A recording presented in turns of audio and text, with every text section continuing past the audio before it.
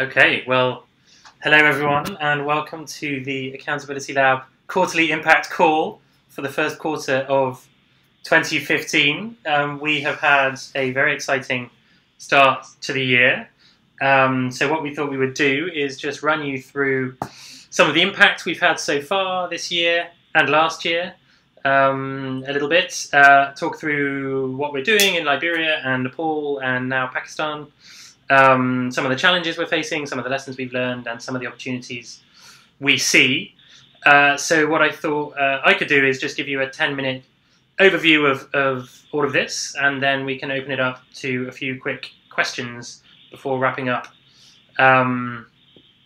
So thanks for tuning in. We finished our impact report for 2014 in February, which is exciting because it brought together a fairly extensive process of consultations and assessments of our work across the countries that we operate in, with 5 different sets of stakeholders, including our accountpreneurs, or the accountability change makers that we support, the partners that they work with in their projects, or the beneficiaries, government officials, peer organizations, and funders. And we collected as many responses from them as we could across a whole series of questions. We received 189 responses, which was up significantly from the year before. And what we used this to do is to judge how well we are doing. And I think we got some very valuable feedback, not just on what we're doing right, but also what we're doing wrong and how we can learn from it and make this impact measurement process a learning endeavor as much as a way of judging how well we're doing. And we brought all of this together in an impact report that you can see on our website, and an infographic that we think looks great. But to summarize briefly, we found that our accountpreneurs engaged about 184,000 citizens last year, which is fantastic. It's over 9 times the amount that they engaged in different ways around accountability the year before. We found our peer organizations are very supportive of what we're up to and feel that we've strongly contributed to the accountability and transparency field. We found our donors, of which there's about 175, have become a lot more interested in accountability since supporting the lab. We found government officials that we've worked with are much more motivated to speak up or practice accountability, which is excellent. We've found that our accountpreneurs are feeling like they're much more of accountability communities and feel empowered to create change that they want to see in their societies. So overall, very positive figures. I think we also realised that there were lessons that we had collected from the previous impact report to build on, that we really tried to work on in 2014. Those included measuring our impact and telling our stories more effectively, of which this is certainly a part, and these quarterly impact calls are of course part of that too. We, I think, learned that we have to improve visibility and outreach efforts, which we've been trying to do on social media by writing a lot more, by engaging our different supporters in various ways, and building out advocacy campaigns that have been quite successful, and I'll mention those in a minute. We built an understanding of how we can strengthen collaboration and community building around our work through film festivals, what we call friend raisers, accountability collectives, where we bring together different change makers in the countries in which we work to talk about accountability, and also hosting and managing the OpenGov Hub, which is a co-working and community space for open government and accountability in Nepal. And finally, expanding to new contexts and countries, which we've been taking very slowly. We don't want to expand too quickly, but we are now just beginning some work in Pakistan, which is very exciting for us too, and codifying a lot of what we do to make sure that process happens effectively and successfully. We also began to measure some secondary impacts of what we've been doing. Looking at, for example, the website, where we've received huge amounts of engagement much higher than the year before, and interestingly, in ways that correspond to geopolitical events in various parts of the world. So, for example, in Egypt last year, when they were conducting presidential elections there, we saw a huge surge in interest in our work from young Egyptians, which I think shows the extent to which we are now becoming a resource and a hub for ideas for people all around the world, which is fantastic. So great amounts of impact. I think we have a long way to go in further understanding exactly how we're generating impact and how all of what we're doing builds up to a more systemic set of changes in the societies in which we're working, which I think is a long-term process, but something that we're, I hope, beginning now.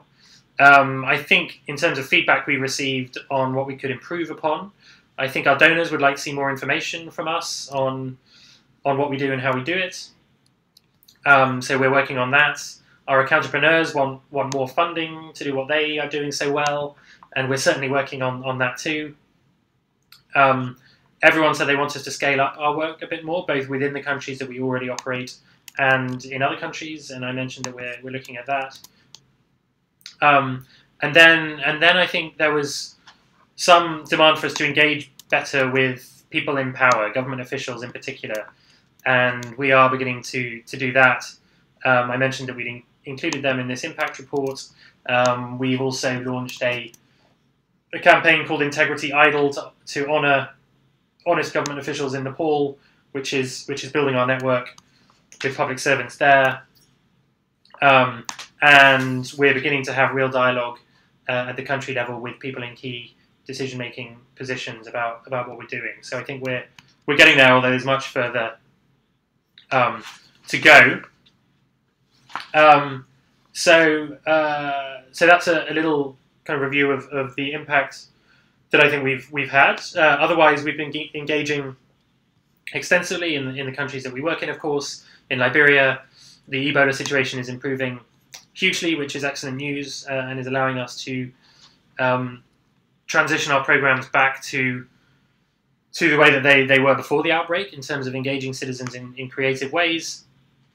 I won't run through all of the projects now, but a couple to mention that are doing really well include the Liberia Film Institute that we helped to found and managed to raise some money for, which is now starting a new class of film students. There are 12 students making films around Ebola, particularly related to the fallout from the epidemic, the corruption that led to it, the stigma around people that suffered from Ebola. And 2 ministers from Germany are visiting Liberia the week after next and are coming to see the film school and to watch the films. So we're very excited about the possibility of showing some of our students' films to them. So that's going very well. The other project that's doing extremely well in Liberia at the moment is the community justice teams, which resolve disputes at the community level in 2 very low-income neighbourhoods of Monrovia. We have managed to raise some money around them with the Dutch government and the Hague Institute for Innovation in Justice and Law, and are building out strategies for those and scaling them up now with the potential to start in a 3rd community very soon. And they are resolving a number of disputes related to Ebola and other community conflicts in sustainable ways. There's been no recidivism at all, which we feel shows real ownership of the process and real trust building at the community level. In Nepal, we are pushing ahead with the film school as well. They've started a new class, which is fantastic. The other project to mention there is Integrity Idol, which concluded in late 2014. We had huge amounts of engagement around that idea of honouring and celebrating honest government officials. The winner was a district education official from eastern Nepal who has done fantastic things to transform education through accountability and anti-corruption in his district. We honoured him on national television in January and actually brought him to Washington, D.C. last week to meet lawmakers and NGO leaders and aid workers to think through how aid can carried out in a more locally driven, effective way. So we are seeing real impact in terms of the way that the ideas that we're identifying and sourcing and developing are applying to larger issues and thinking around aid and development, which is great. And in terms of Pakistan, I'll be heading there to meet Fayaz, our Pakistani ambassador, in a couple of weeks, and we're going to begin to think through what we can do in Pakistan, meet a lot of people, and see what the lay of the land is, and really listen a lot and ask a lot of questions about what accountability means in that context and what we can do to support it. So lots of great progress there.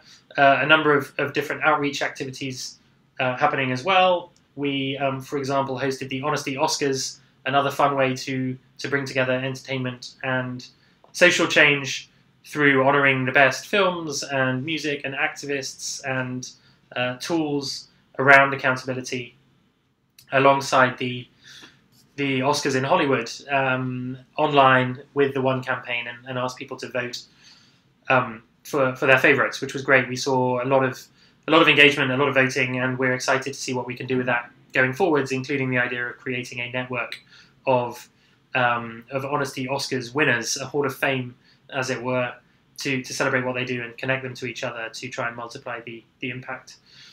So I will leave it there. I think in some, lots of progress, lots of work to do.